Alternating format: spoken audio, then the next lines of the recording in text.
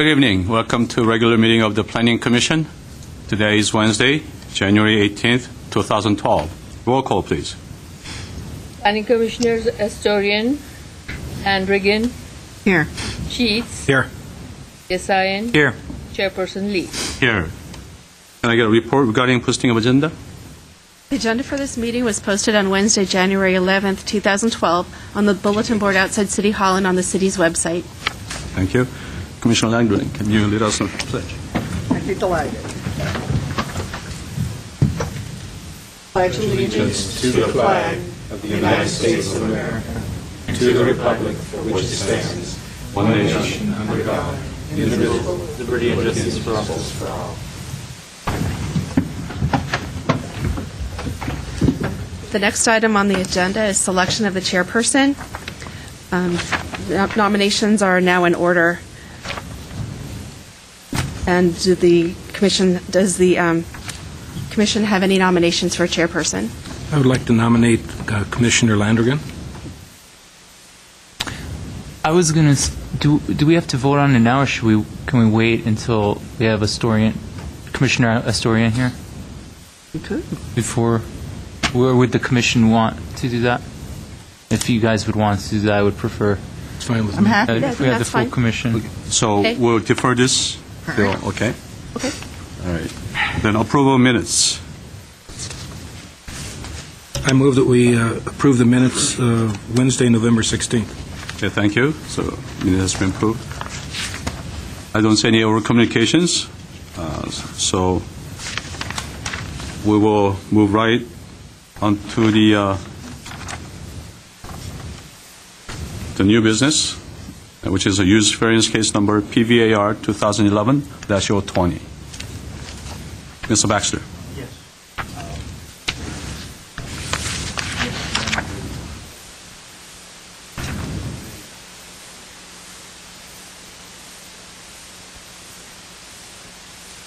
West.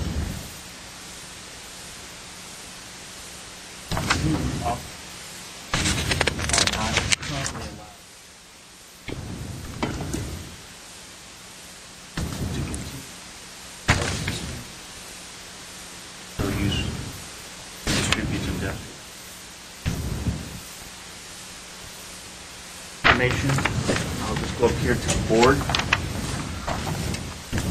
Pull this over to make it a little bit more centered. Very simple exhibits.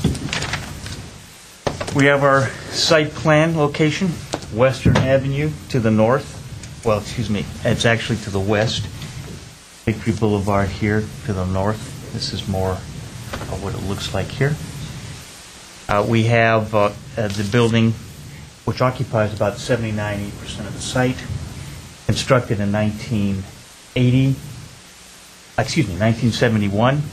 At the time, there was no parking. I actually have a small site plan of the approved plan, if you want to look at that. There was a new driveway apron installed at the time. This was a concrete paved area. No parking back here. We have the alley here. These spaces came about later on with the variance in 1986. Now, the building wasn't allowed use in the C3 zone back in 71. And it operated until 1986 when a new tenant came in. And at that time, the zoning code was approved, adopted by City Council, and they did not allow warehouses. Now, I spoke with a senior planner, probably the only person around in 1986, or a principal planner now, and he mentioned that it was quite simple. They just wanted to remove a warehouse type use from a retail office type of environment. He said, if you can imagine, we're trying to create a retail commercial environment, and if you stick a big warehouse, and you have different types of warehouses, in the middle of the block, he says it just didn't work, and the staff at the time felt that it wasn't appropriate. So they just removed that use from the C3 zone where this was located.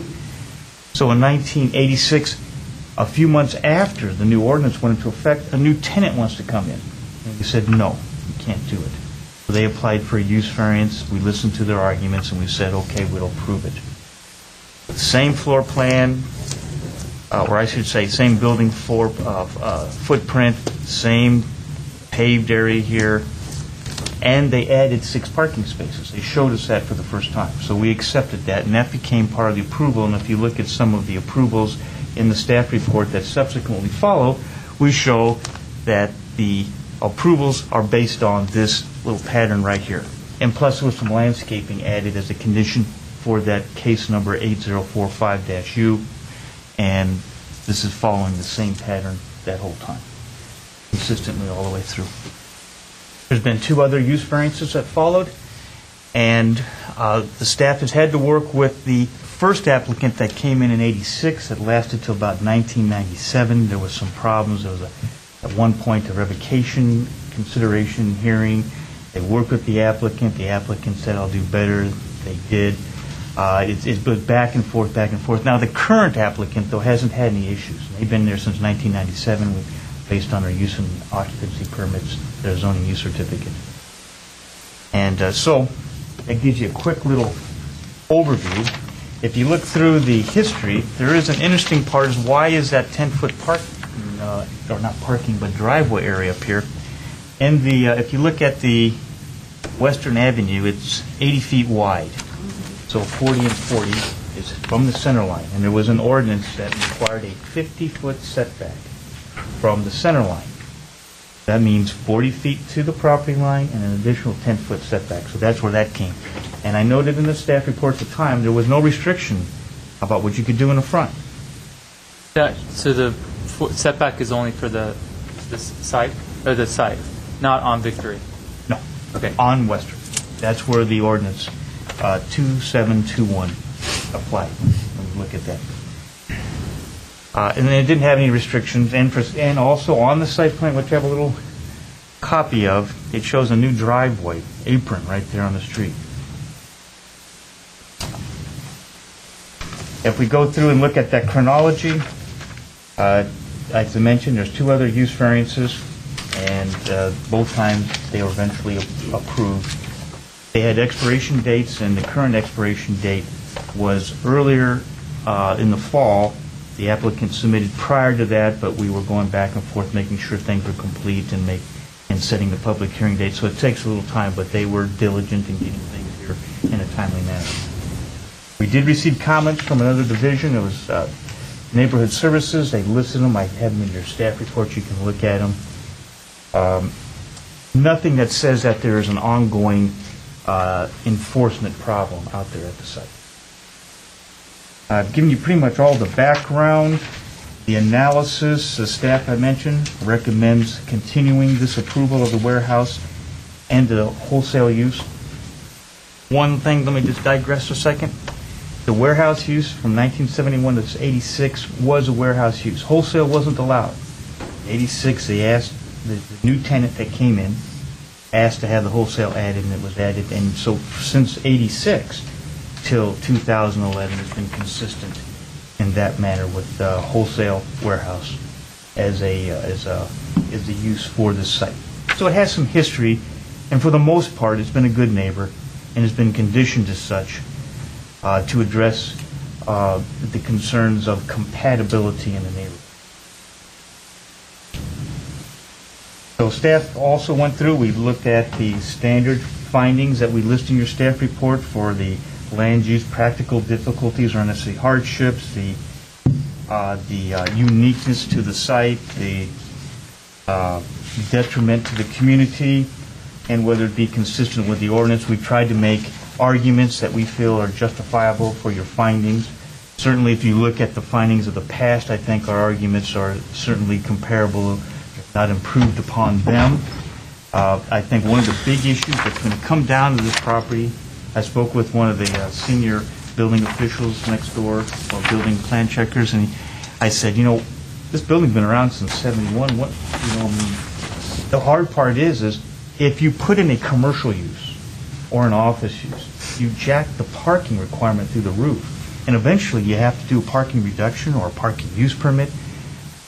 But parking is going to be all over the place because you intensify the use, and you have no parking on the site.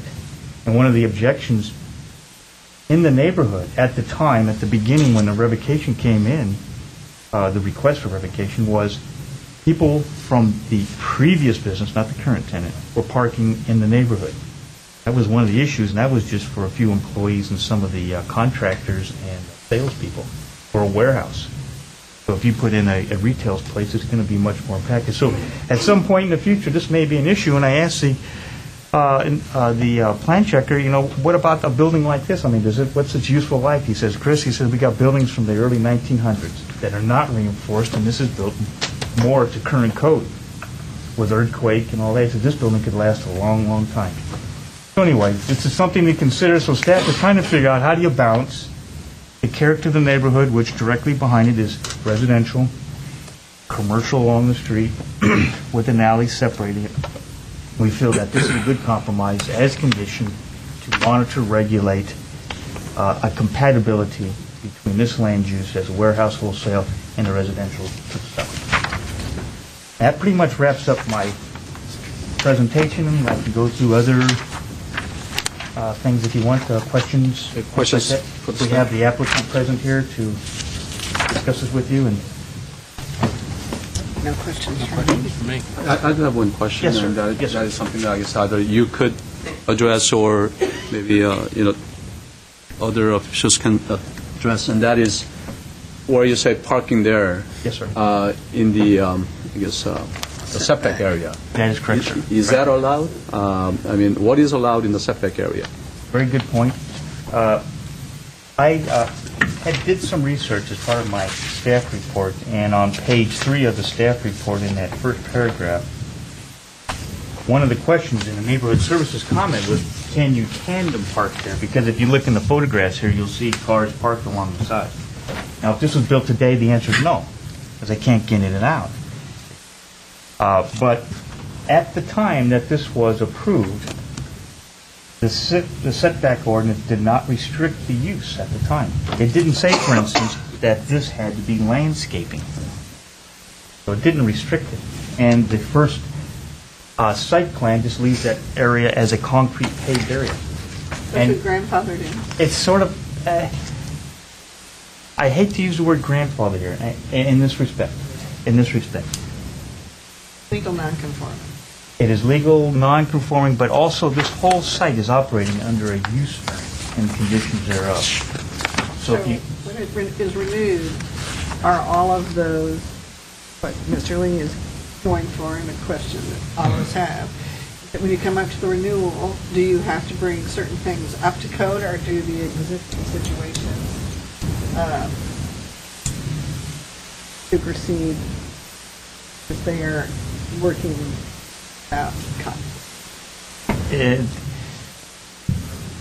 you must maintain parking that you have per the code. So this, they brought in parking, they have to keep it there per 1952 code, even though they have a variance. According to the variance approvals, this was never identified as parking as a condition. But it was never identified as parking as part of the building permit approval. So right now, it's working. So we didn't put a restriction on it, but it's basically designed as a driveway, not a parking space. But it hasn't created a problem because it's being used by a warehouse-type building. If this is a retail use, maybe it might be a different situation. So I don't have a clear answer for you in a way that'd be nice and clean, because it's encumbered by a use variance or any kind of variance in which there's conditions that restrict it. And it is working at this time, and it has been working since 1971. I did notice that there were 5 cars parked there, and then it's taking the cars off the street. Yes. And making good use of that space. Yes. And I guess they worked out some sort of a agreement so that they all live at the same time or They something. could be all employees. All employees, right? And then I saw that all the rest of the parking space was available for the customers to come and park there. So, it wasn't that the whole parking was all full. So I noticed that was all full, all for the employee parking. But my concern is that even on that picture there, and then when I was there at 4 o'clock today, there was 5 cars that was there. Yes. One of the car was blocking, just like that car right there was blocking the door. So is that part of the fire escape? And if so, if the car's parked there, boy, you got a problem there. That's legitimate. Now, it does show the door pulling in. I mean, if But if you you're don't in a have a space to- wheelchair, yeah. if you're in a wheelchair or Yeah. something like that, you would have a hard time getting out. I don't know, sir, whether that is a required fire escape. One of the things that would be, I am not an expert in this area, but you do have access here, you have access out here, you have access here and here. Whether this is required, if you have these also on other ends of the building, I don't know. But you do have other access points or exit points that you can get out of the building. I think you would have to keep all access points open and clear at all times. I would think so, too. That's a fair I observation. mean, that picture right there has got a car block at the Absolutely. door. Absolutely. So just to elaborate on Commissioner Landgren's question, my assumption is that the parking as it exists, including the setback, we're okaying all of that Yeah, in this process. yes. So then what that leads me to think, if I build on the other thoughts about the parking on Western, we've already started to talk about it, is it safe? And if there are no controls or standards, are they going to park up in the parkway at the corner? Are they going to block each other? What happens in the time of an emergency? So not to make this to overburden this person, this owner. I just think that maybe some thought about how they park there, how they would remove the cars in an emergency, and the blocking the access or exit doors really seems to be an issue here. I can see how that would evolve over time, and they would park there, and I think it's a great idea. But in doing that without some direction, maybe we create a hazard that has unintended consequences, and that's all I see here that maybe we need to address and think about, and it's something that could be managed very easily. It just needs to be identified and maybe documented. Yes, Commissioner Landry? My concern is that it's not an acceptable use in any setback zone that I know of. And by us even putting it on there and giving it sort of credence, I have concerns about that. Even if it has been done, hasn't been done per code. And it's not marked as tangents. I totally agree with Commissioner Shue. So I have concerns about approving something that is not a use that should be in a setback, in a front setback. And calling it parking, and even if it does serve that purpose and it's working now, I don't like us at this hearing giving it credence. Call it something else, huh? Driveway? Right. I could show, Yes. if I may, I'd be glad to show you the first variance that was approved and the one that's... But you it said doesn't no matter. parking was ever approved. That is correct. Ever there. Up here, So, it doesn't use the it's- word parking up there on that first variance. Other than that, it looks the same Well, as but that. here it does. This is this variance, that is correct. Right. And in And they're doing it. And in 1997, it said that as well. But the condition referred back to the parking plan on the very first use variance. So the very first use variance does apply in terms of that parking. So that is a point that is not addressed in conditions here with something that you might. All right, so we could add that be consistent with the variance case, the parking and landscaping of variance case 8045-U. We could add some language relating to that, which would then throw it back to the original approval, which showed the 6 parking, Right. the drive area up there without specific parking. Maybe we should open the public hearing and hear from the applicant? Yes. You could do that. We could do that. Oh, All right. Can we have Ms. Janelle Williams?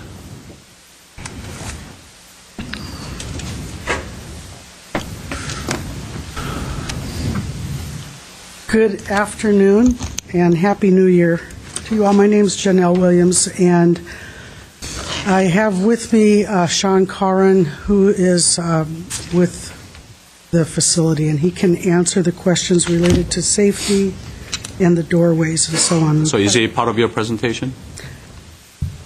I suppose he could be. Yes. And if you'd like him to answer that now, I'll bring him forward, or I can just go through the findings. Yeah, go through the findings. and Okay. we'll- Very good. Just read the findings into the record then. How will the strict application of the provisions of the ordinance result in practical difficulties or unnecessary hardships inconsistent with the general purpose and intent of the ordinance? The building was designed and built specifically for warehousing operations. The site was developed in 1971 with the building and the parking adequate for the operation and was consistent with the zoning at the time. The building is not suitable for commercial uses such as office or retail. If this use were to be discontinued for conversion to retail or other C3 uses, the parking would be extremely inadequate for the 11,000-plus square foot building, and receiving a parking variance for that much of a deficit would be next to impossible to attain. The underlying zoning permitted the use when it was originally developed, and it is important to note also that the present and historical use of the site is much cleaner than many of the uses that are permitted under the current zoning and less impactful, especially in the area of parking and traffic congestion. The request to allow the continued use on the premises is in keeping with the previously granted use variance and with the standard operational procedures of the existing use, and in keeping with its occupancy permit. No changes are being proposed to the property at this time. The building is in very good condition. The use is very clean and very quiet. It does not generate a demand for parking, any parking. What exceptional circumstances or conditions apply to the property involved or to the intended use or development of the property that do not apply generally to other property in the same zone or neighborhood? The building is existing and occupies approximately 78% of the site. The design is not suitable for other uses. The building was constructed to serve the use as it has historically existed. A wholesale business has successfully operated on the site, should be able to continue. The use is consistent with prior reviews of the site, prior entitlements, prior inspections, and important to note that at this time, this particular business is doing well. In spite of our economic times, the site is used to warehouse various components of water purification systems. It's a clean, green use with no emissions, no volatile chemicals, or any other kind of environmental concerns. The parking is provided off-street, on-site, and it's more than adequate for the existing use, but not adequate for any retail or commercial use. The use and its associated structures and facilities have never been detrimental to the health, safety, general welfare, or to the environment. They meet the intent of the zoning ordinance, have not proven to be detrimental to the public health or safety. The restrictions and conditions imposed with the grant of the variance would assure that the use continues to operate compatibly with the neighborhood and to be consistent with the standards established in the zoning ordinance. Why will the granting of the variance not be detrimental to the public welfare? Well, the use is clean and doesn't impact the neighborhood in any kind of negative manner. The existing wholesale warehouse has existed for many years, has not adversely affected or conflicted with the adjacent uses, nor impeded the normal development of surrounding establishments and property. The warehouse use has been approved over time, lastly in 2001, for a 10-year period. The variance was approved with several conditions, and we have complied with each and every one of those conditions. The facility is well situated on the site. There is no adverse impact to existing facilities, property values, normal development within the surrounding area, and as stated in the staff report, a retail use would require 47 parking spaces, and office use would require 32 parking spaces. We are able to park all employee vehicles on the property, and those are the only vehicles that park there, employees. We don't have customers coming, except for picking up and dropping off. And why will granting of the variance be in keeping with the objectives of the ordinance? The intent of the code is to establish compatible uses within a defined area. And the area of this particular use is an eclectic mix of retail, automotive, we have service, we have offices, restaurant, we have a laundromat, industrial, multifamily, single-family, and a liquor store.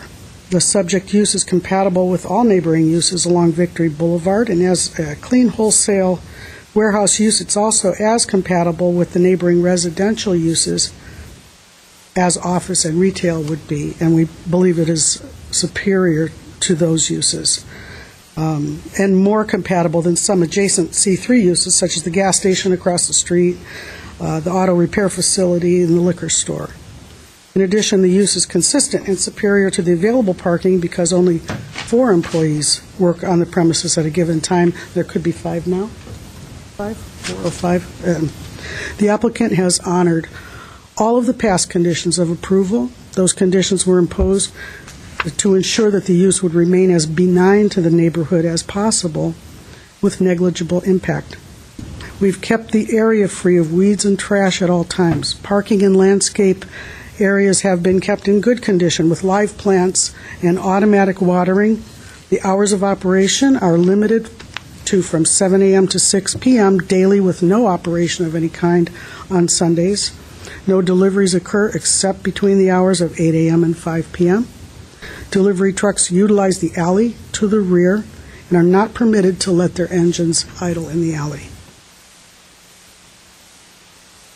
All storage occurs indoors, and trash receptacle is located in a dedicated area, not blocking parking or using a parking space. Deliveries are received in the rear of the property from the alley and not on Western or Victory. The use variance is the minimum necessary to afford the highest and most efficient use of this property and the structure for its function as a clean wholesale warehouse, which is still relevant and still consistent with the area and with that community. A partial list of more intensive uses which are permitted in the C3 zone would be car washes, daycare centers, motels, convalescent hospitals, other hospitals, churches, private schools, broadcast studios, medical labs, and so weapons and firearms sales.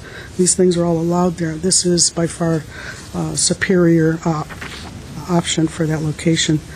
The subject use is certainly consistent with the intent of the ordinance, less impactful than many other uses allowed in the zone, and more compatible with its surroundings due to the clean nature of the use. We ask for the use variance, and we ask for an approval to run with the land and to expire only upon a change of the use in the future or subject to revocation on a finding of violations of conditions. That's what we would like. Here to answer any questions you may have, or you can, I'll defer to Sean Corrin, and he can explain the safety issue that Mr. Lee had brought up. So is Mr. Corrin coming up to answer the questions, or is he going to also speak? No, he's here to answer the questions that you had raised. Can you step up to the microphone and state your name?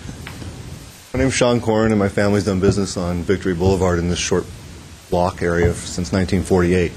That's actually not a door. We have a great relationship with the fire department. We're inspected probably 3 or 4 times a year.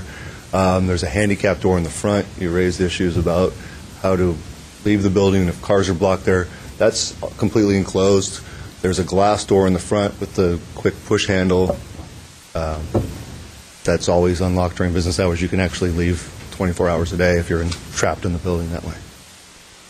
Also, so that's not a required fire escape. So behind the door... No. About 10 feet toward Victory is the fire escape. Yeah, I saw the 2 doors there, yeah. So that door where you're looking at the parking, where we park on the side of, and that is only employee parking.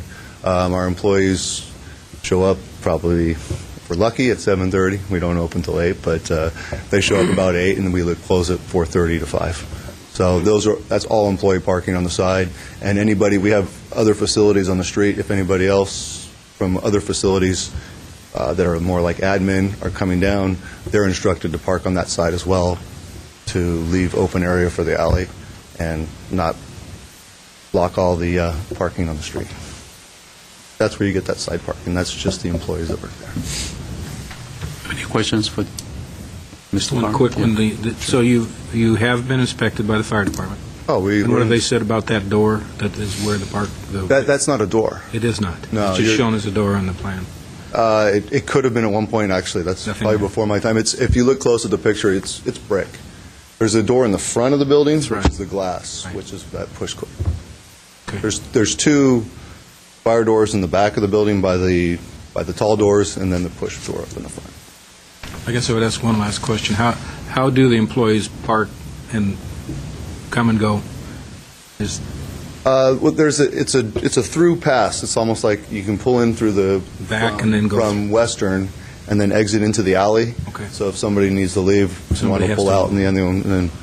But we're pretty conscious of our neighbors. I mean, we have gardening service 3 times a week at all 3 of our facilities that blow our neighbors' leaves. We take care of our neighbors, and they take care of us most of them. Thank you. Thank you. Any more questions? I have a question. As part of the use variance conditions, you were supposed to stripe the parking spaces.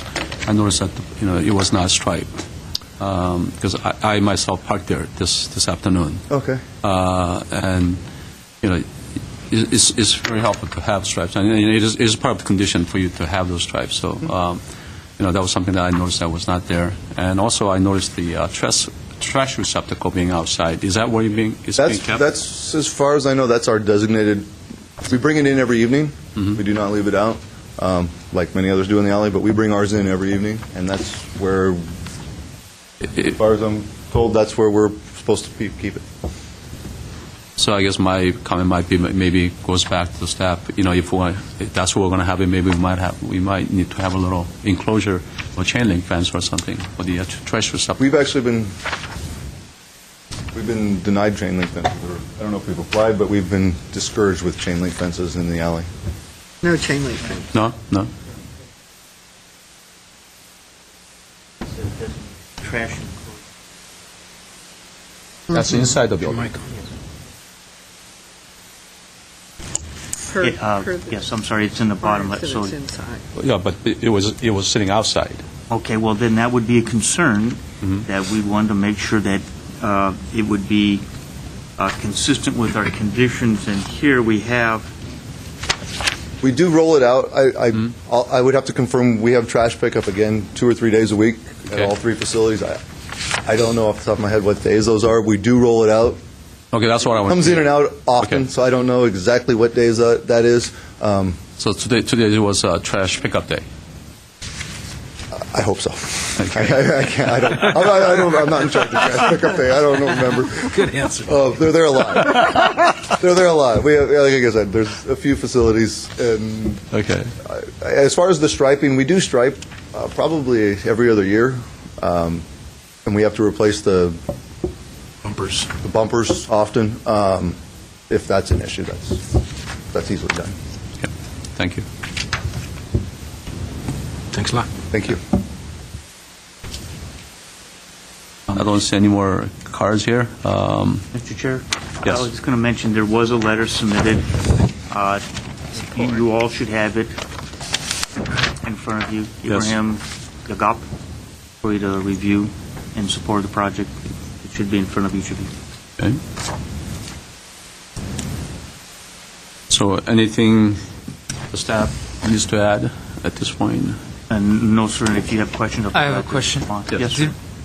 Did we find out what the original reason was to remove warehouse use from C3? When I spoke with our principal planner, his comment was very simple. They just didn't feel it was a warehouse use was an appropriate use for retail areas. They felt that a warehouse use is more compatible with industrial type uses. An example he says is wherever you have a commercial zone, if you can imagine just putting a big warehouse in the middle of the block, it doesn't really fit with the character that you're trying to create with a retail office type of environment. He felt that those type of uses would be more appropriate in a industrial type zone. He said that was his general feeling. We have to remember this happened back in '86, which was quite a while ago, but that was his memory of it at the time, and he's the only one who's around at this time that would have been involved in some way with that.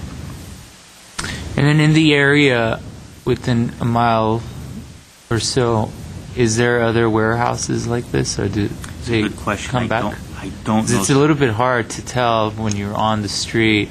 There are some retail storefronts, but then you wonder if other warehouses, they look like warehouses. They look like Yes, that. even next door it does. You look at the one next door. We don't know. I do not know, sir. I believe that, I couldn't tell you the exact location, but I know that on Victory Boulevard, I've dealt with cases where there were kind of quasi-industrial uses that had legally existed that were having some trouble converting to more of a retail type. They're trying to convert from. Yeah, but I just, to answer your question, I believe, there are, I don't know if there's exactly a warehouse, but there are a number of things that you wouldn't normally find, things you're not going to find in Montrose Shopping Park. Right. Yeah. If I could add to that, it's obviously an old area, and even before this building was put there, there are buildings there that I guess you could call them retail, but they're mail order. They do front door sales, but the whole building is storing items that they send through mail order. They also have automotive parts places that do mail order, but happen to have a counter in the front. And in fact, this building is probably newer than some of them, but still, it was built back in a time when it wasn't restricted for that kind of use. But so I think there's just a mixed bag as to the type of businesses that are there. But I know there are some that are like this, that do front counter, but they're essentially storing and mailing stuff. Yeah, I find that area very interesting. It's like a little pocket of Glendale that has all these interesting uses coming up.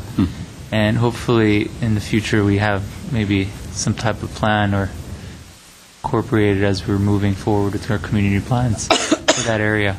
And I thought that I didn't even know until today that like one corner on Victory where it was like an old gas station and they turned it into a restaurant, which was really cool. Right. That's kitty corner from here.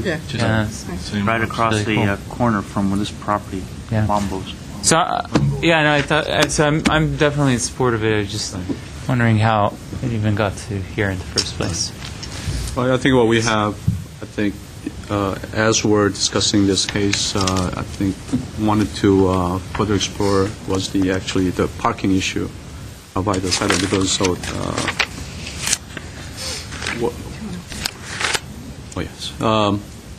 we'll close the public hearing and.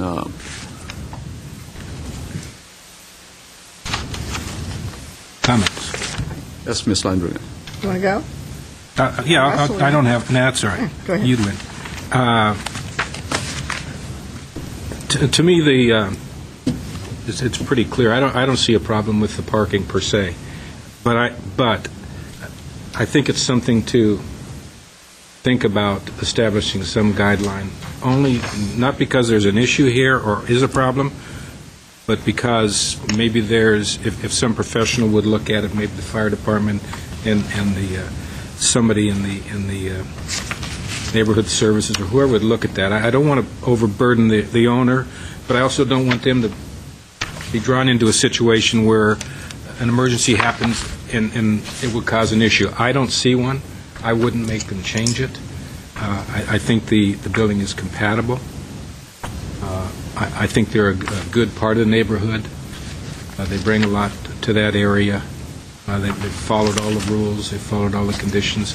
Obviously, the family's been in that area a long time, and I happen to grow up in part of that area. I remember that area when it used to had the sporting goods store, Berg's sporting goods store, where the gas station is. A lot of that stuff has evolved, but it's evolved in a nice way, and I don't think this is a detriment. So I'm open to see what kind of thoughts there might be as far as making a condition to make it safe or to verify that it's safe parking there tandem.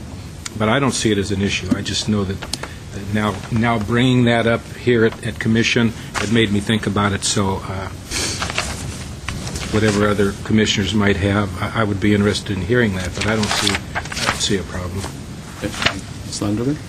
Well, I'd like to, it's a use variance, and the variance goes with the land, so that if it's a warehouse use and CPC leaves, it can still be a warehouse use.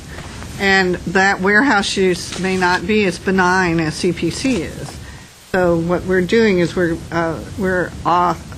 legislating a non-conforming use based upon a very good and a very long time neighbor, but at the same time, if there is reason for CPC to leave, this warehouse use can be used as a warehouse use. And it may not be, water distribution and clean and green. So I think we have to look outside of this little section of life right here and look at it in a larger picture of what is the future. And I have, my first inclination is that this is certainly worthy of continuing, and that using the use variance, to me, as opposed to a conditional use, and I'm sure we can't, that's why we're using a use, is that it does not allow us to periodically make sure that if there is a change of ownership that this is right. They might have to still maintain by any of the uses, but that would be more of an enforcement issue. That's an issue that I have in my head as, making a termination that has a long-lasting effect. The second is, I don't think parking was ever intended to be in that front setback, and the fact that it is and that it's working is incidental to the fact that it's not an appropriate use of a front setback on a street, as far as I'm concerned. It's we have concerns about parking in fronts of yards that aren't on approved areas, and yet, we're saying this is okay. And I can't make a determination on the health, safety, and welfare use of that because I'm not the fire department, and I don't know their codes. Frankly, that's their job, and I ask them. So, and I don't know if that has an issue, but to me, having that on Western and Victory are two major streets, and they're kind of busy. So I just have a concern about that being not part of the original approval, now being added to this approval, so it's not really a continuation. Adding that to it seems to me to be irresponsible on our part. That's my personal opinion. Ms. Yasser? So are you recommending for your first part a condition that is only limited to this business? I don't think we can. You can't. You're just making an observation. I'm just making an observation that a use variance goes with the land is very restrictive, and a conditional use is restrictive, but it has conditions of approval and it has timelines on it. A use variance doesn't have timelines. It's not inappropriate to put a timeline on it. In this case, I think all the others have 10 years. Now, do we not have a timeline? Yeah, on it? 10 years. Yeah, That's what was being proposed. Okay. The request was for... Their request was for no timeline. I heard that. Yeah, I We got have a that. request that we have for 10 years, Yeah, which they is wanted to run consistent with with the the land. other ones. All right. They wanted to run with the land, but we have a 10-year on here. That would be her request. Yeah. So, but you can't actually say it has to go for limited for the business? Like if there's a business change? It can't be specific just to one business. It could be for that business category, but not for just that one. For that business category, okay. And what's this business category? What would that be? Warehouse, So that's the general, okay. Warehouse wholesale. wholesale. Okay. You can't... Yeah, you can't You talk cannot come in. outside of the Hearing's closed, yeah. Sorry. Okay, well, I'm okay with this use, and I don't really have any problems with it, as long as we have those conditions in place. Right. I echo fellow commissioners. This is a continuation of the use variances, so I have no problems of granting the use variance, and also, the staff's recommendation of all the conditions that's on there. and the time limit of 10 years. I echo Commissioner Landrigan's concern with the parking issue in that by approving the drawing that has a designation of parking, that gives indication that we're approving that usage as a parking, and I have a problem with that. So for this use variance, I'd like to request to remove that area. Maybe no designation, nothing on the drawing. What the applicant does with that use of the land is up to him. And one of the comments actually the neighborhood inspector made is that conforming? Is that legal? So even he was confused as to what he was. So I guess that question will come up. But I do not want to be the one of the body member to approve this as a parking usage here. So we'd like to kind of strike that out of the description and out of the drawing, indicating that's a parking space. Right. I have some, if you look at your condition number 6, I was thinking of seeing if I could incorporate some similar language to what was on the last approval. And I was thinking somewhere on number 6 that the parking areas and landscape areas as described in variance case number 8045-U shall be maintained in good condition with live plants, automatic irrigation, free of weeds and trash. The parking spaces directly adjacent to the alley shall be restriped. So that would be what I'm proposing here. What was approved the last time says that the parking and landscape areas shall be maintained as described in variance case number 8045 in good condition with live plants and automatic irrigation system free of weeds and trash. That was what was approved last time. Right. Number 6 on this one would have a similar, would incorporate that first case that was approved, which showed no parking designation on that paved area on the side. Right. Okay. So it's not going to specifically call anything out, but it'll definitely by not. It will exclude that illusion. That is correct. Okay. Have they submitted a set of drawing? We can we can have them submit a set of drawings that is consistent with your request to remove that. Yes. Okay. So I'm ready for. I'd almost like to ask a question though, related to this. Mr. Baxter? So if a neighborhood services staff member drives by and sees them parking, what is this board saying? The only reason I say that is because this is a question that they raised. That's how this whole thing came up. Well, Mr. Baxter, is parallel tandem parking legal in the front yard setback of any building? No, ma'am. All right, then I don't think we have to worry about it. All right.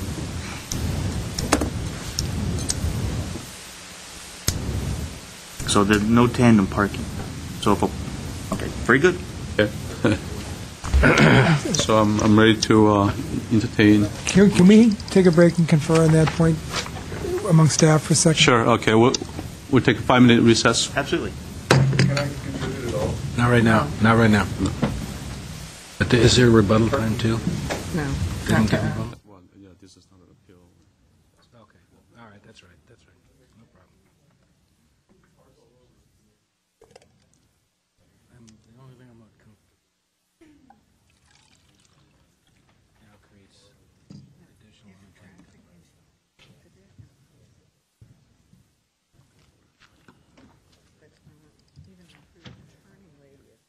But okay, I understand. I know it's not right. It's the wrong use. It's wrong. Now we're creating another complaint issue for the conditions. So, I'm okay with parking the way it is. Yeah. I don't think we want to. they have a quorum. So you and I will just Yeah, really. Yeah. That's the legal part. want somebody to practice without my license. I don't practice there.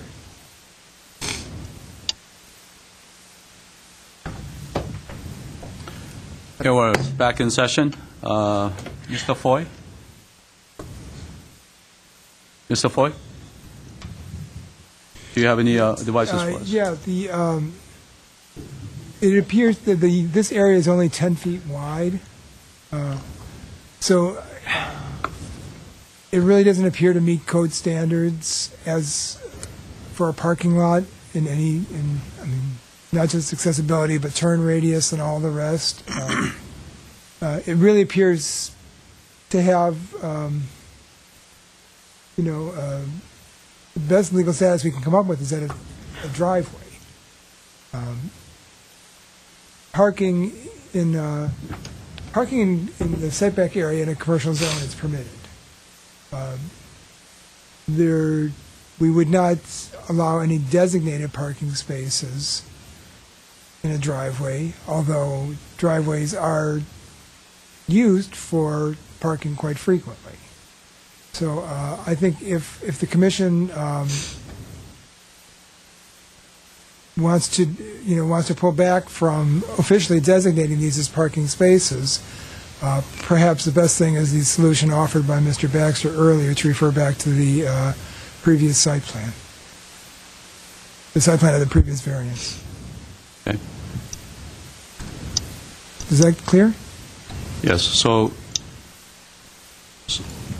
it could be. I mean, it is being used as a driveway, and what you're saying is that if they use as a parking space, and is let's say on a driveway, then really neighborhood services site inspector goes by there, and it's designated as a driveway. They should not be cited for that. Right. I mean, there was a condition of a previous variance to put in the curb cut. City. Yeah. I'm sorry. I thought you said Mr. that. Chair, no, it was part of the original site plan prior to any variance. There was a curb cut as part of the approval of the original There was a project. history of city knowledge and approval of a curb cut. Yeah, it was just a straight-out approval. I have it right here, and I even brought a little magnifying glass so you can read it. It says new curb cut right there. Well, we normally do not open the public hearing, but you heard what the explanation was, and you have the way about the use of the of that area. So, do you still want to make a comment? Okay, open the public hearing. Just want to do the last variance we were issued. You've never identified yourself. Yes, It's Sean Corrin again, Chester Paul Company. Second time. The last variance we were granted was, the big issue was to get cars off the street. I believe it was before there was the resident parking stickers issued, so there was more of our employees parking on the street.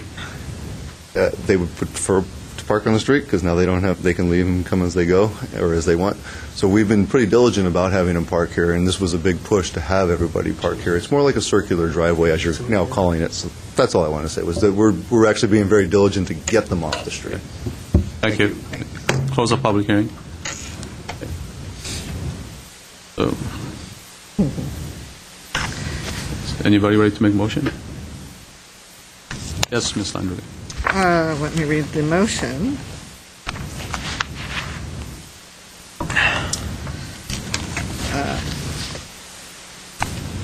Upon review and consideration of all materials and exhibits of current record relative to use variance case number PVAR 2011-020, located at 1650 Victory Boulevard, and after having conducted a hearing on said matter, the Planning Commission hereby approves said use variance number PVAR-2011-020 to allow a warehouse and wholesale use to continue operation where these uses are not allowed, located at 1650 Victory Boulevard in the C3 Commercial Services Zone, described as lots 1 and 2, tract number 8714 in the city of Glendale, County of Los Angeles, in accordance with the findings and amended conditions set forth below.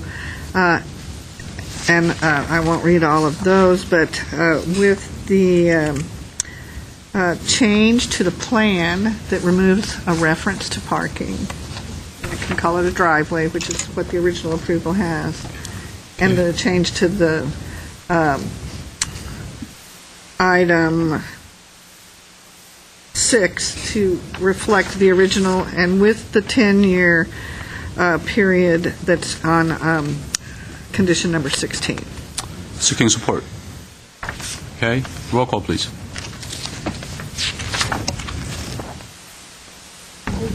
Aye. Aye.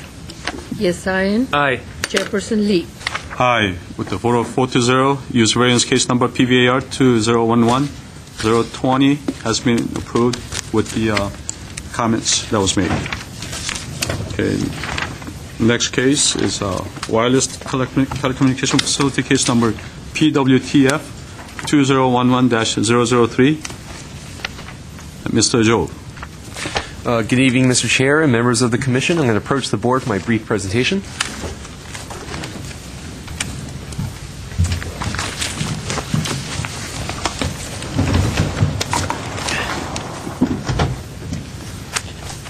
This case before you is to renew permits for an existing 120-foot lattice tower described as Tower C, and also a 12-foot tall accessory building which houses the equipment.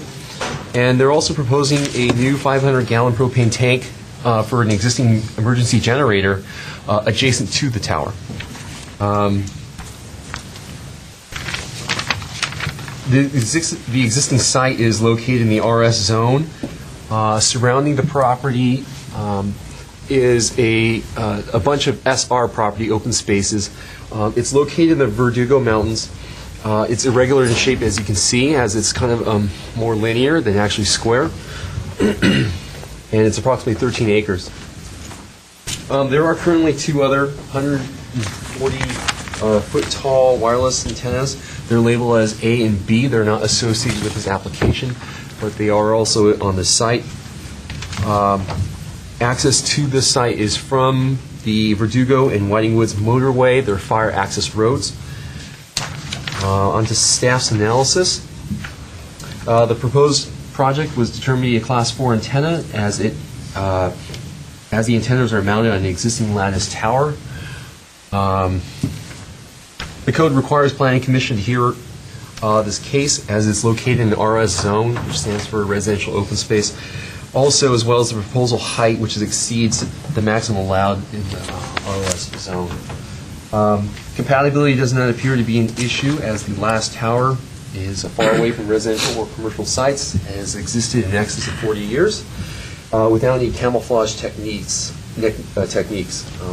There are no residential uses within 1,000 linear feet of the subject property. Screening for the facility doesn't appear to be a viable option, or is not a viable option, as there are no other natural features, structures, or buildings with the same stature. As you can see, there are provided photographs which have been attached to your packets that have been routed to you. There are 8 individual users attached to this lattice tower, one of them being T-Mobile, which is a mobile carrier, which for wireless telecommunication cellular phone purposes. If the tower to be removed, a significant gap coverage would occur for T-Mobile. A propagation map for T-Mobile has been included with this application, which shows the coverage with and without the antennas. The city's wireless administrator had reviewed this application and agreed the site is necessary to fill the significant gap coverage. The applicant has included a letter stating the willingness to allow other carriers to collate on this tower, and the existing wireless telecommunication facility is minimal and almost silent. On the staff's recommendations, staff recommends the Planning Commission grant the wireless telecommunication facility request to be renewed. Also, the proposed 500-gallon propane tank that will be sited adjacent to the tower. Before I conclude my presentation, staff did receive one phone call from the public. It was just to this is for clarifications on the request. There was no support or opposition expressed. Last thing, just for a quick correction on the motions on both of them, whether to approve or deny, staff can correct it. It's not an appeal. It's just regular hearing to approve or deny. This concludes my presentation. The applicant and the agent is also available for questions. Thank you, Mr. Joe. Any questions for the staff? Yes. Mr. Schiss? I'd like a little more background on the 500-gallon tank. First question is, I assume by what I'm hearing that it exists and we're replacing it, but I note on the drawing notes it says relocated 500-gallon propane tank. Is that correct? Relocated? I'd like to understand. Previous plans staff had reviewed, it showed that the 500-gallon tank was on an adjacent parcel. Staff had inquired about that, saying, well, the application states it's only for this specific subject property. It's the other adjacent property is also a city site. Staff inquired with Parks and Rec, as they do oversee our SR zones and open space. They were unaware of this propane tank, so the applicant was gracious to actually look into this and say, okay, well, how do we remedy this? Where are we going to site it? He updated his plans and showed it. It's going to be within the chain link fence adjacent to the tower. Okay. Is the current tank a 500-gallon tank? Perhaps we can ask the applicant to verify that information. All I have right now. Okay. We have two speakers here, Jonathan Dome and David Moss. You are applicants together? Or? Okay. Good evening, Chairperson Lee and distinguished members of the Commission, members of staff. I am David Moss, 613 Wilshire Boulevard, Suite 105 in Santa Monica, California. I am a principal planner at the firm of Moss & Associates. We are a land use planning firm with a particular expertise in wireless and broadcast projects throughout California.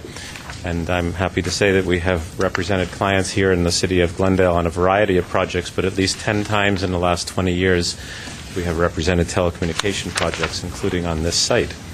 Crown Castle is a nationwide, actually international site management company with multiple California offices. And I'm here today with John Dome. As you have aptly said, John is a zoning manager for Crown, and his distinguishing factor is that he's also a licensed or a registered professional planner, which makes my job easier and makes him a powerful force in making his company do the right thing when it comes to planning matters.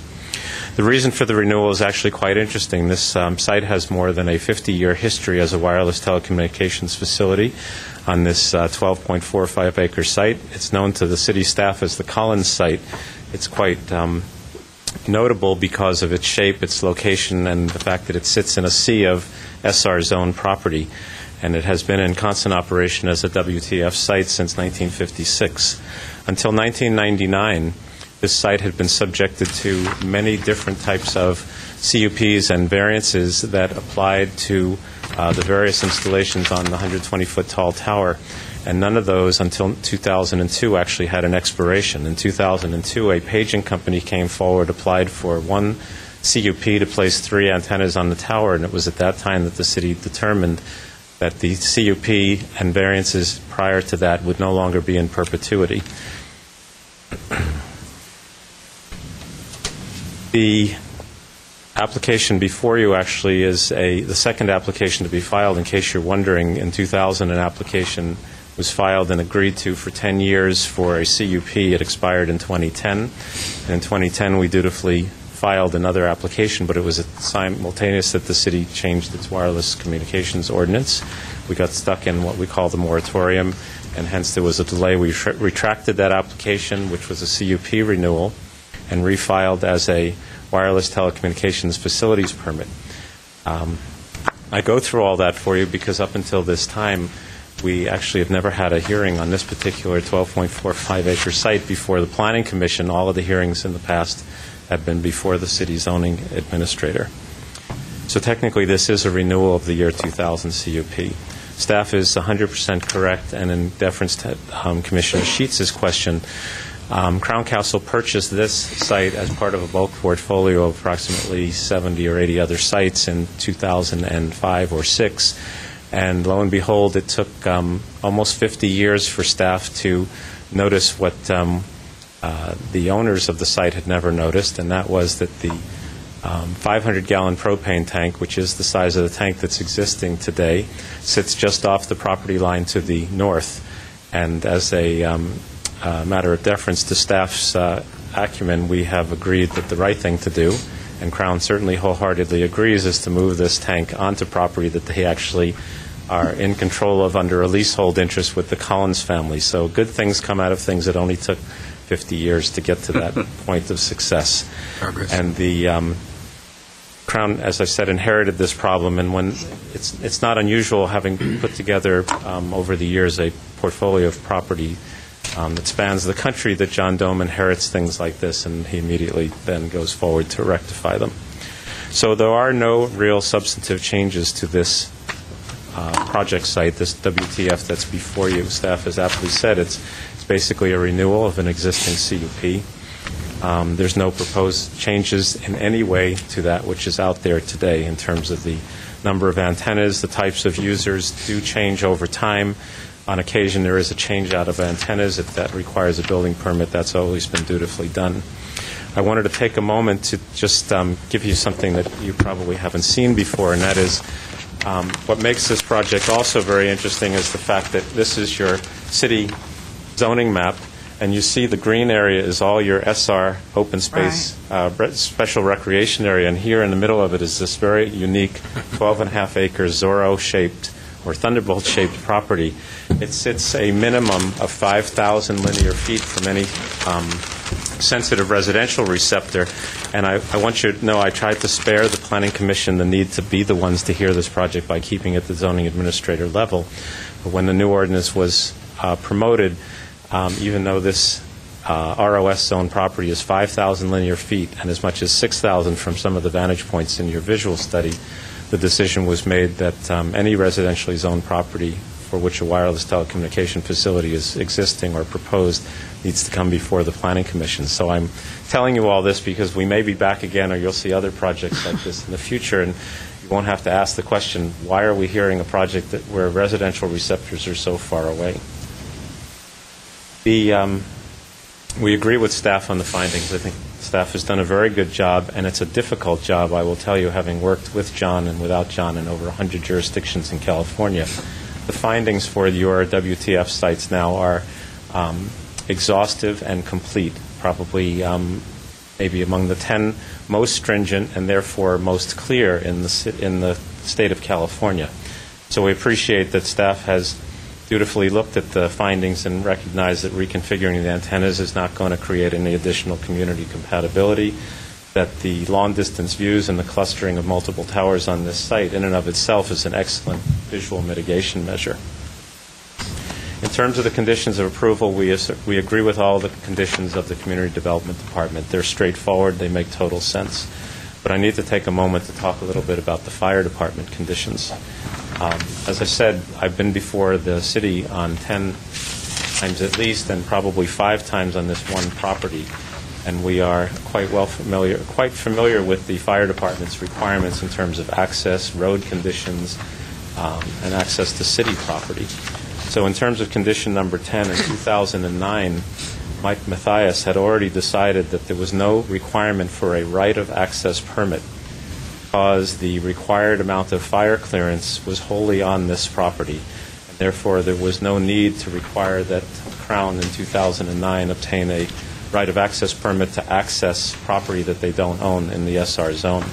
I want to make sure that the record this evening reflects the fact that the applicant intends to work with the fire department staff and to the satisfaction of staff, make sure that the conditions are implemented and enforced that are still applicable. Personally, I don't think it makes a lot of sense for us to debate the fire department conditions this evening, but I will say that we agree that the conditions should be discussed in depth with the fire department. Those that are no longer applicable, I know that from past experience that they will waive, such as this condition number 10. In terms of condition number 12, Crown was issued a fire access permit in 2009.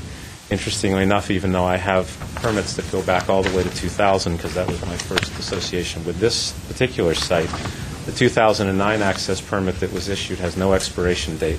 I don't know if it was a mistake on the part of the fire department. One of my staff was the party that requested it, filled out the application, and received it. So again, we need to make sure with the fire department as to whether or not they are really requesting a new fire access permit on a particular time frame of 1-year basis. And also in terms of condition number 12, we want to continue to work with the fire department very clearly on one issue, and that is that there's a citation in condition number 12 that the applicant should meet certain California Fire Code standards for paving.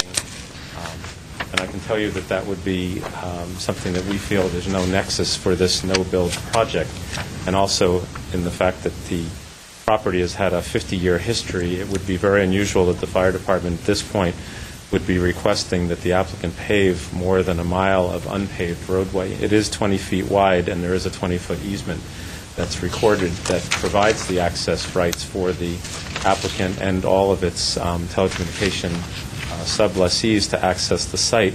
But again, we'd like to work with the fire department on this. So in closing, you've heard me say several times this evening that this site has a 50-year history. We believe it's coexisted in peaceful proximity to the surrounding SR land uses, and certainly is distant, unlike some other communication sites that bring a lot more concern from neighbors and other folks in the community.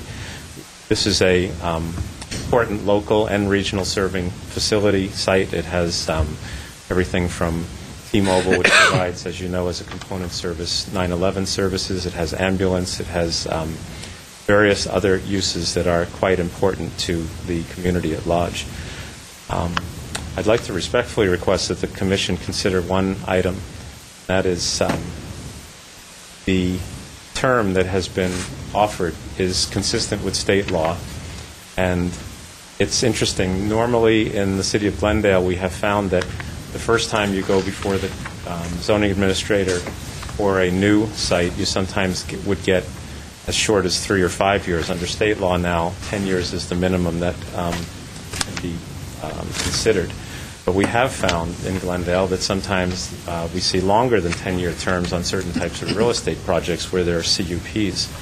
I can assure you that in L.A. City, and this is not to force this on you, but in L.A. City, this particular wireless telecommunications facility type permit, which for lack of better words is a conditional use permit, would be granted on an unlimited basis, again with the idea that in the event of disconnect with the conditions being met, there would be an opportunity for revocation or amendment. In L.A. County, I can assure you that consistent with what the city of Glendale does, probably you'd get 10 to 15 years on a first project approval, but L.A. County routinely grants as long as 30 and even 35 years for a facility that's been in peaceful coexistence such as this. So I look forward, I'm here with John Dome to answer any questions that the Commission has. I often look at these hearings as an opportunity to either get a good education or to provide information that's helpful to the Commission on this and other projects. So with that, I'd like to say thank you for attentive, and we're here to answer questions that may. Thank you. Ms. Landry. Thank you very much. I have some questions about the propane tank, the one that's on the city property right now. Is it enclosed with a chain link fence at the I know moment? that it sits on a concrete pad. There are no pictures of the existing. I know that it sits on a concrete pad, and if I may, I'd like to take a quick look at the plans. Yeah, I saw the It will be plan. enclosed, if I may, if I can second guess where this is going. It will be enclosed when it's relocated, and I can assure you that the relocation should take place as soon as the appeal period lapses. If a permit is required by the building department, it will be relocated upon receipt of the building permit. I don't see on my plans where I can tell if it's currently. Well, I see its current location. It doesn't show, and I walk up there, or more accurately hike. So I took a little look, and the chain link that is there, and some of the actual facility is a little in some disrepair, so it doesn't seem you all have been taking a lot of care of it. If I may jump in with the answer that you should know is in good faith. The site, as part of the wireless telecommunications facility ordinance, and actually before that, was part of an analysis by SiteSafe, which is a registered RF engineering firm, and they have done the required controlled and uncontrolled environmental report for site safety. And they have earmarked that exactly what you have just said, that there are at least 2 locations where fence repair needs to be made so that the perimeter of the facility is completely enclosed. We're certainly comfortable with the requirement that that enclosure be done in a very short period of time after the determination is finalized here. I have another question. Right now, where the existing propane tank is, and I don't recall seeing a chain link there, but I was not really looking for it. My question is your clearance, your fire clearance away from the propane tank, just in case something happened. I mean, there are hikers that come up there. Do you have a brush clearance zone from there? I mean, I've looked at the fire department's requirements here, and I don't see the brush clearance zone. It's over here. It did appear to have some clearance, but over here, I don't know. Will you have to clear further? And that is part of the requirement. The fire department has clearly set forth a condition that says you have to abide by the hillside management, landscaping, and fire safety zone. Which is 200 feet. Well, on this site, it's previously been determined as an unmanned structure to be approximately 30 feet. And that was the decision made in 2009. Can I borrow that microphone? If I may, Commissioner Landrigan, in looking at the history of access issues and discussions with the fire department in regard to this site in the past, again in 2009, the reason that Mike Mathias has determined that no right of entry permit would be required for the applicant to have access to city property is the fire department was not requiring the clearance based on the type of plant material and the combustibility of that material and the slopes that emanate from this relatively narrow site to emanate off of the 12.45 acres. But we certainly understand that the condition exists. We know that we have to go and rediscuss those conditions with the fire department. We're comfortable to have the resolution decision for this reflect the concern of the commission, if that's what it comes down to, in a motion that this issue needs to be again discussed with the fire department. What I will tell you is that when we don't control land off-site, when the applicant doesn't control land off of the 12.45 acre lease area, and because visual implications are one of the main driving forces behind which the city is careful not to require an inordinate fire clearance zone, I can tell you that we'd end up in this kind of uncomfortable tussle with, John and I are both avid mountain bikers and hikers, with the hiking community saying, why are you allowing this applicant to clear such a large zone away from the property site that has an unmanned structure on it? Do you happen to have this that I can look at? Because I can't. Yes. That's too high for me. Thank you. I'm going to give this to Dennis Joe for All you. right. I'll give it back. I just like to look at the contours.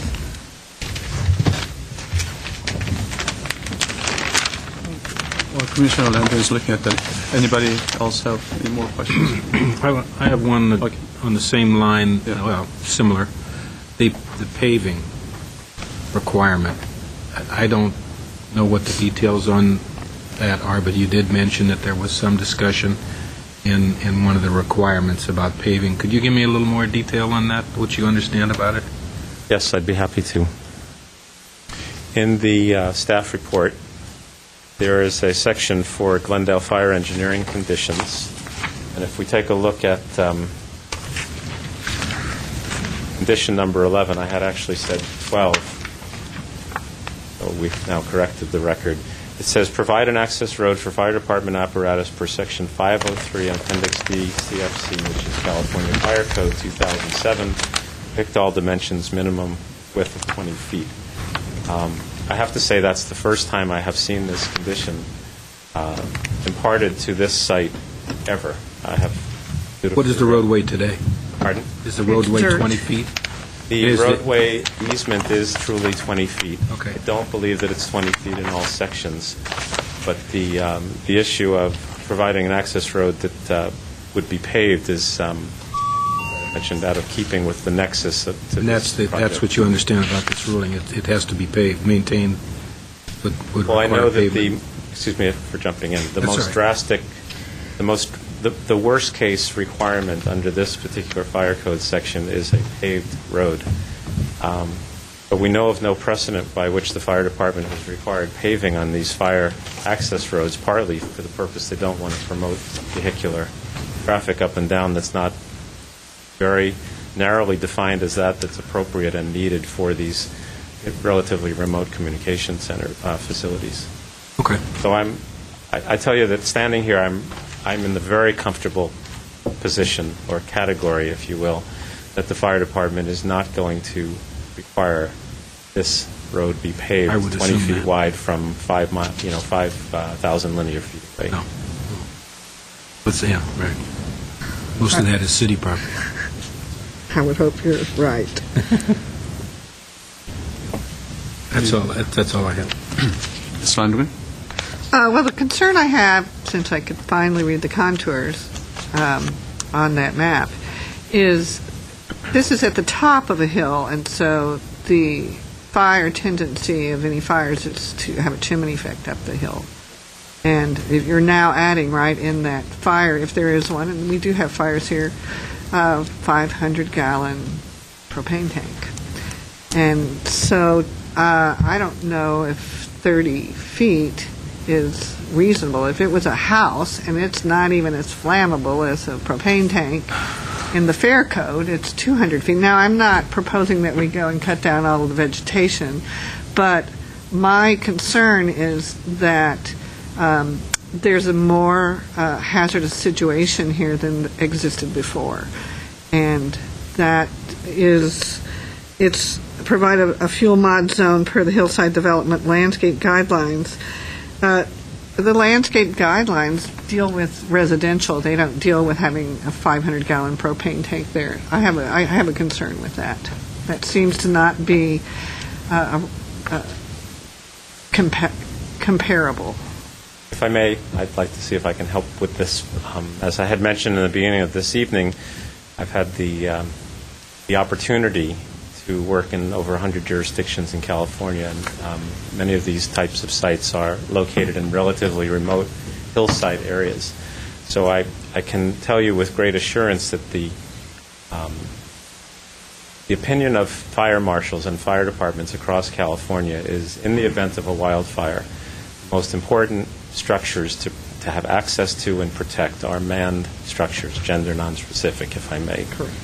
And the implementation of a propane tank does not alert a fire department to a greater concern or a requirement for greater clearance, because the propane tank in and of itself doesn't create a fire hazard. It is true that in the event of a wildfire that comes up through there, if the tank is breached or gets hot enough to be breached, because after all, it's the material in the tank is inert until it either exposed to the air or somebody does something crazy like shoots at it or drills a hole in it.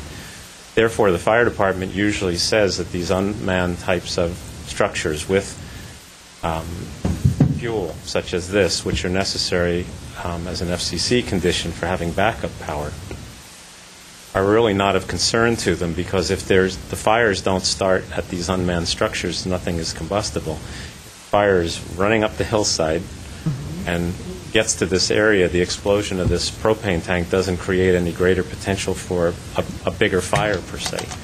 They wouldn't rush up there to try to do something to alter the path of the fire just because there's a propane tank in the location, unless there was housing in close proximity. Well, as we carry on this conversation, I totally agree with that. My concern is that one of the things in an emergency, and especially in a wildfire, you would want to have your communication towers to be protected and not have a propane tank right in the route of, I would want would think that if this is a communication tower, it would want to remain intact during an emergency. So protecting it and having those setbacks is as much of a public interest as it is a personal interest. So these are why I have worked for an agency that was the Santa Monica Mountains Conservancy that took care of 85,000 acres of open space and had these facilities here. And these are questions that you're correct, nobody's going to go and defend this. However, it is a key element of any emergency system. Hey, I think that's, if I may just maybe my last remark, it is highly unusual these days that there isn't a backup generator and propane tank associated with these, and diesel tanks are usually frowned upon in these rural areas. So, of course, I know of your history with the Mountains Conservancy, and there's only so many sites there, and there aren't a lot of new ones being built, but I'm pretty sure the ones that we've worked on all have propane tank. There's a difference also in vegetation in this particular location, but I think we'd like to work on that with the fire department in terms of the requirements that they have for either thinning or removal of particular vegetative types within a certain distance of the facility. Mr. Foy, would you like to weigh in? I guess it's a very interesting conversation, and there's a lot of really good points raised here. I don't think any of us present here tonight, at least on staff, is an expert in which of these conditions imposed by fire are required code that can't be waived, or which ones they do have the ability to waive. So really, for almost everything that has come up here, I think we could, modify the condition of approval, something to the effect of that these are to be done to the satisfaction of the fire chief, or maybe waived by the satisfaction of the fire chief. Okay, Yeah. I like that. Yeah. Thank you. Thank you, Mr. Foy. If we don't have any more questions, thank you very much. I'd also like to just say that Ms. Sansone, who's sitting over to my right, put in an enormous personal and professional effort in drafting your wireless ordinance. And if I can say one thing about it, it is a very clear ordinance that the industry can follow, and it's due to the fact that had a lot of input from a lot of places, and it's made it easier for applicants to understand the process, and we appreciate that. Thank you. Okay. Mr. Dom, would you like to? Thank you. Okay. So if we don't have any more questions, to close the public hearing. I do have one point. Yes, sir. The question he raised about the duration of the permit. Our ordinance, section 30.41060A, says that these permits shall have a duration of no longer than 10 years. Okay. That's a code section. Thank you, Mr. Foy, for that clarification. Happy to make a motion. Yeah. Go ahead. I move that upon review and consideration of all materials and exhibits of current record relative to wireless telecommunication facilities, case number PWTF 2011-003, located at 250 Mesa Lila Road, and after having conducted an appeal hearing on said matter, that the Planning Commission hereby approves said wireless telecommunication facilities, case number PWTF-2011-003, to renew permits for an existing 120-foot lattice tower C and a 12-foot tall accessory equipment building, and to place a new 500-gallon propane tank for emergency generator on a parcel located in the ROS Residential Open Space Floor Area District 3 zone, described as a portion of J.G. Hendrickson 332.91 acres and John Turner 303.61 acres allotments of V. Beaudry's Mountains in Section 5, Township 1 North, Range 13 West, and Sections 31 and 32, Township 2 North, Range 13 West. And all of the listed conditions and the additions for, at least as I marked them, items, conditions 10 and 12 of the Glendale Fire Engineering, and 11 to be accepted upon agreement after discussion with the fire department. Or to the satisfaction. Modified. Pardon me? Should be modified, right? Or to the To satisfaction. be modified to the You may want it- satisfaction of the fire department. Or you might want to also consider to the satisfaction of the fire chief or waived to the satisfaction of the fire chief. I couldn't have said it better. Thank you. With the modification, seeking support. Second.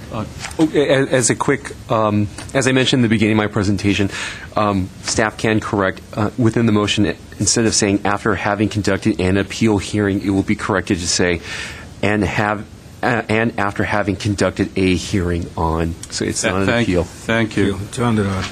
Okay, so with that correction noted, we have a second by Commissioner Sand. Roll call, please. Planning Commissioners Landrigan, Aye. Sheets, Aye. Yesayan, Aye. Chairperson Lee. Aye. With the 4-0, the wireless telecommunication facility case number PWTF 2011-003 has been approved. Okay, moving on to the next item. Report on temporary story poles for antenna supports for wireless telecommunication facility. And this is presented by Mr. Begdicki. Mr. Victikin. It says You can have By Chris. Chris. names. Okay. Yes, Mr. This report here.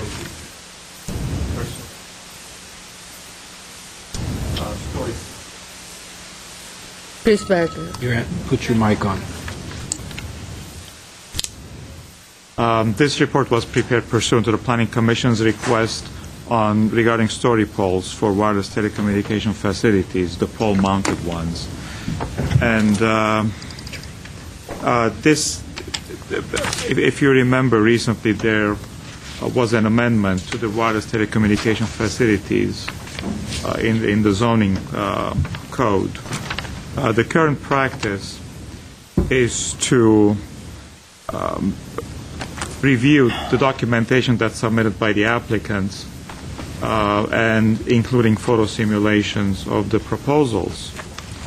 Staff has contacted a few other cities. They all rely on the documentation and the photo simulations that are provided by the applicants. In one instance, the city of Malibu required a story pole that was in a public right-of-way, and the proposal was to extend an existing utility pole and to mount antennas on top.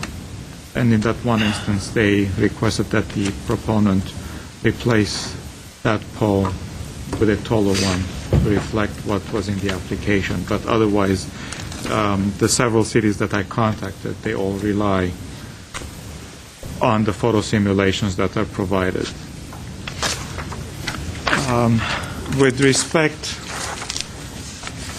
to building permits, the building official has indicated that it's likely, or actually very likely, that building permits will be required for such an installation, even if it's temporary. And the reason is to protect the public safety, to review the stability of the proposed of the temporary pole, and to make sure that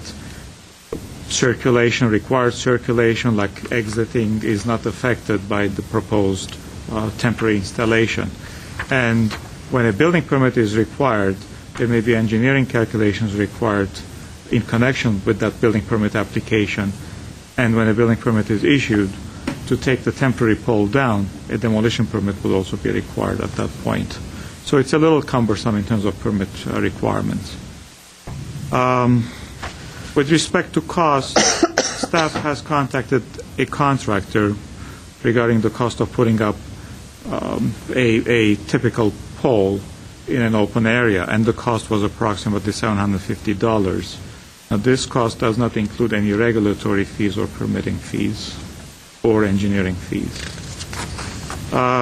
Case studies, it was hard to dig up a few cases that were entitled and constructed.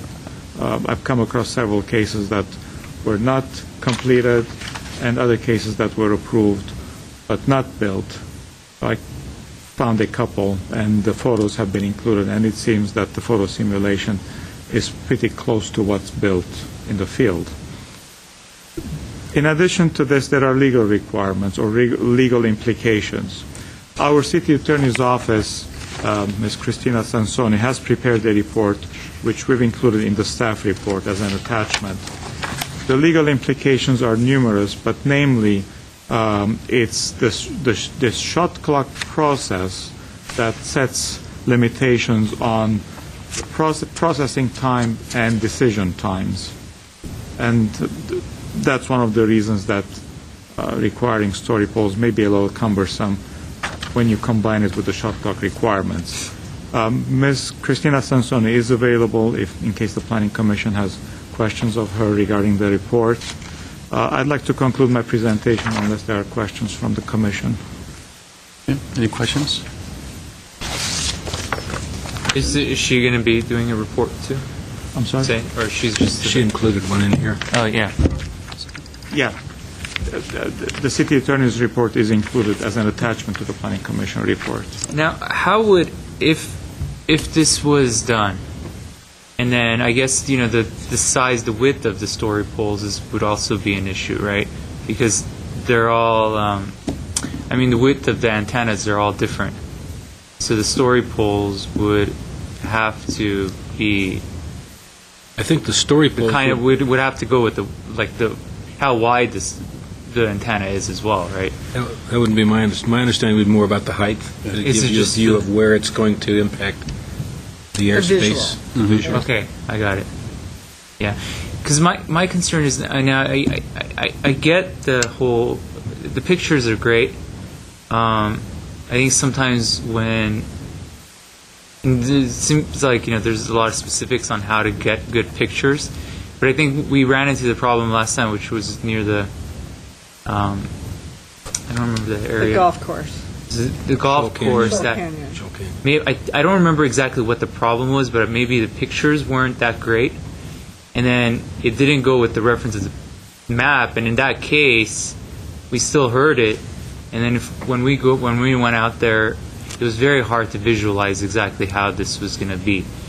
And then the nice thing about the story pole, I think, is that you know, you can have some pictures, but then you have a story pole, then you can go to any area, you know, within the neighborhood and then see how it really is. So the picture isn't really driving the dialogue. But I guess, you know, if we do put a really, and I understand, you know, we don't want to totally burden the idea of it and, you know, do it, but if, I guess if we're really diligent on the kind of pictures we accept before it gets here, I can see how it could work ask you a question. More appropriately. I remember when we had the case, I think it was at Shoal Canyon. It was set back off of the roadway there. And as I remember the issue that came up, and it was confusing, the pictures and the maps made it difficult to determine whether the site was here or over here. Right. Which in some cases put it closer to the edge. Right. And it made it difficult to know. Right. So in my perception of that would be to mark the location better might have made that part easier for me. It wouldn't have given me a view. It wouldn't give me a profile of the height. Right.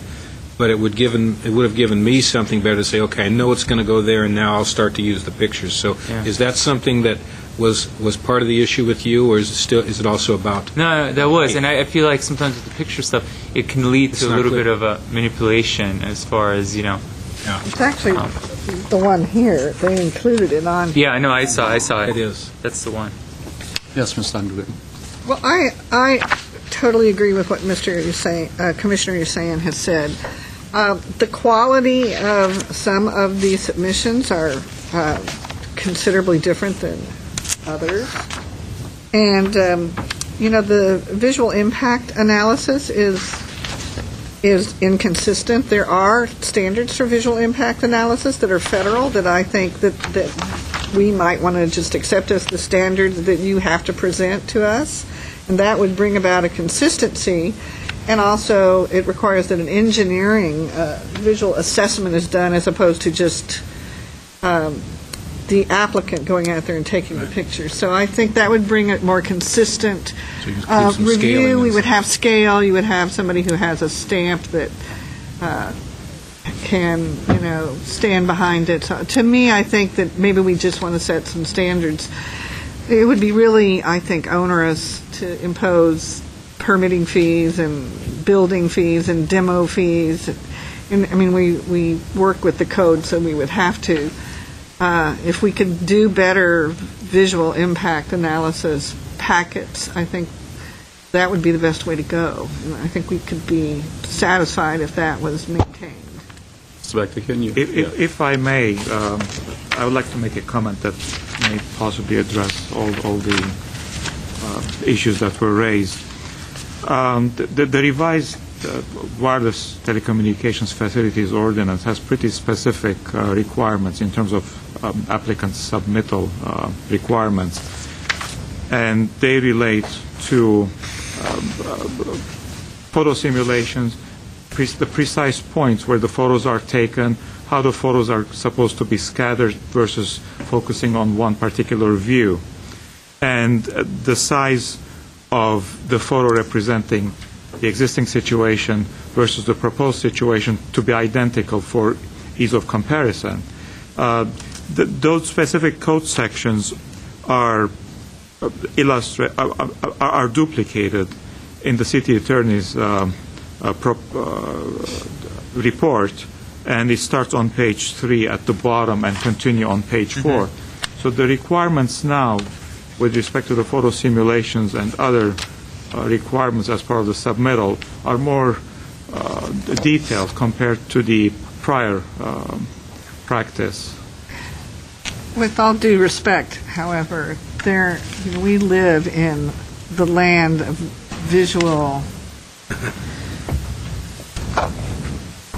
amazing photoshopping, and so I think what you want is not somebody who can make the picture look the way they want it, but somebody who can give us a truly measured photograph. And only an engineer or possibly a surveyor, even maybe a landscape architect, I would not say that too loud, because I don't know. I would think it would have to be somebody who can certify that it is a measured, representation. Yes, Mr. Floyd. Yes, Commissioners, I was looking at the code section that spells out the application materials for these wireless permits. And I'll just read it to you. An accurate visual impact analysis showing the maximum silhouette, view shed analysis, color and finish palette, and proposed screening for the facility. This shall include photo simulations and other information as necessary to determine the visual impact of the wireless facility. You also have to have a map and some written description. So I think that this is, written kind of broadly enough that if, maybe building on Commissioner Landrigan's idea, if she could aid us in identifying the standards that she's aware of, that might be a reasonable step to propose within the bounds of the existing ordinance. I think that standard, just in the items you mentioned, speaks to where Commissioner Landrigan's going, because you want accurate and you want a silhouette, so a profile would really be helpful. And a profile is something with, as she mentioned, with all the electronic technology, you can do from afar. You can, and it'll give credibility to the drawing, because if you look, to the picture, if you look at the picture, it just gives you a picture. It doesn't give ties, it doesn't give you height, it doesn't give you that profile. So I just wanted to add that piece. That's what I see that would make these pictures more accurate. Give me at least a profile and maybe some measurements that you can use technology to provide. And I didn't mean to step on. Well, it sounds like actually the guide is there, and direction is clear. It's just that I guess we do have to do. Staff has to do a little more due diligence to get that effect presented to the commission here for better determination. Yeah, and I might add that on the site, I think on-site, we need to, back to that same case, it actually was going to move. I forget the reason for that, but it was going to be relocated. So something that would either by stake or by spray paint, that we would mark that location. It just, and I think it enhances where we are. I fully accept the comments made by the person earlier about this policy that Ms. Sansoni had a great involvement with. It's now put Glendale in a level that not many cities are at.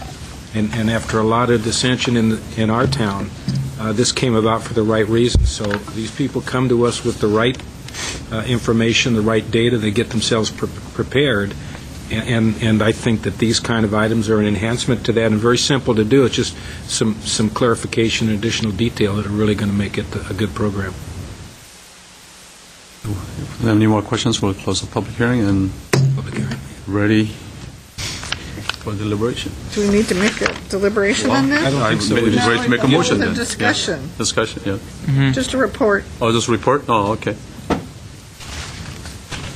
All right, thank you. And I guess we can kind of go back to item number 4. Our Yes. Our fifth. Item number Commissioner 4. Australian is not here, so Item I number think- 4 is selection of chairperson. right. If you want Now, would you like to start it wait again? for the full board to be here, or would you like to go ahead and go through the process? I mean, unless there's some reason to think that that's absolutely required, I'm comfortable to move forward with the team as we have it here. If you guys want to go forward, I was just thinking it would be nice if we had the full commission here for that, since it's a whole year appointment. But if you guys feel strongly about going forward, then I'll go with it. I'm comfortable to move forward. How do you feel? I'm happy moving forward. I think that if Commissioner Astorian was here and was planning on being here, I mean, one of us could be missing the next time, too. It could delay it for a... Well, let's go ahead and do that. So we do have one nomination on the floor, so if we... I didn't get it. We didn't write it down. Oh. Yeah, I nominate Commissioner Landrigan to be chairperson. All right, Commissioner Landrigan is nominated. Are there any further nominations? Hearing none. If there are no further nominations are now closed. And then let's take a vote. Who is in favor of Commissioner Landrigan as chairperson? If there's no other nominations, I think it's an automatic. It's automatic. Approved. There should still be a vote? There should still be a vote. Okay. Roll call. Commissioner Landrigan. Aye. Commissioner Sheets. Aye. Commissioner Esayan. Aye. And Chairperson Lee. Aye. And with a vote of 4-0, we have a new chairperson for year 2012. Congratulations. Speech. I guess move on. Let me finish this up, and then you can start the next one. Onto the. I do have a question. Yes. Would we, I know in other commissions we have a vice chair, and is it not possible for us to have a vice chair too? I believe we do allow a chair pro tem or a vice chair as part of the Planning Commission rules. But I don't believe it's actually in the code section, but I believe it's in the rules. You have it?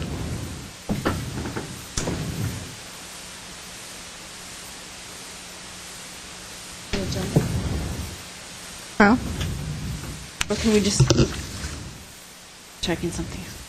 well, it says selection of chairperson.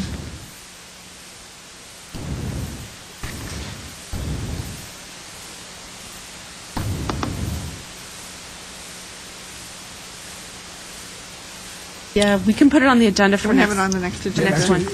Yeah, what we're having on the agenda is, there is a resolution adopted by the Planning Commission to set its own rules, which indeed does call for the election of a chairperson and vice chairperson. I thought so. That's why I was, So, but since we didn't put that on the agenda, we'll do that for next time.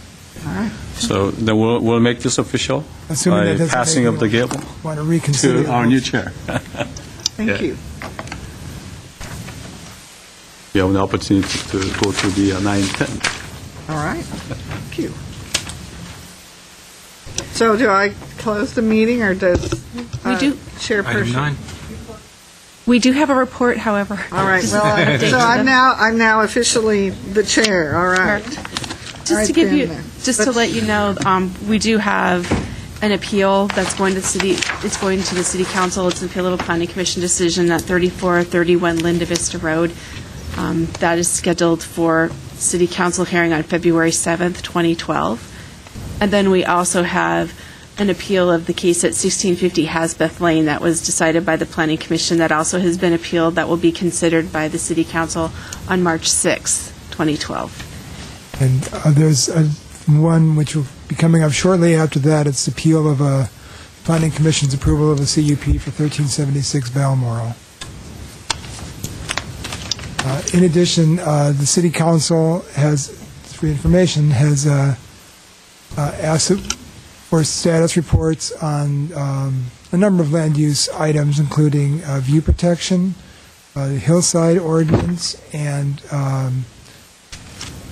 parking requirements for single-family homes which are currently non-conforming due to parking, how much they can add on.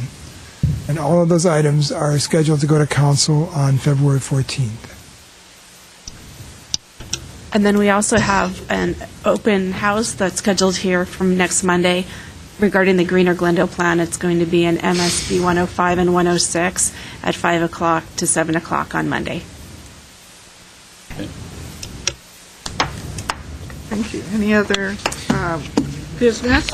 In addition to the open house, there's a bike master plan community outreach meeting going on right now. It started. And I'm going to be going after this meeting, and you guys are welcome to come.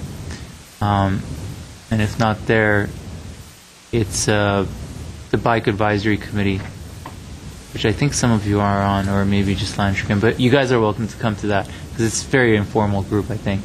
And that's meeting next week on Thursday. But that meeting is the master plan meeting is going on right now. And I think I have to echo what Commissioner Usain has indicated, is that we had, a first implementation of the bike master plan brought forward, and it was tabled. And so these further meetings are to discuss it and to educate individuals as to what the bike master plan is going to do. And Yeah, it's actually the full draft came out earlier this month.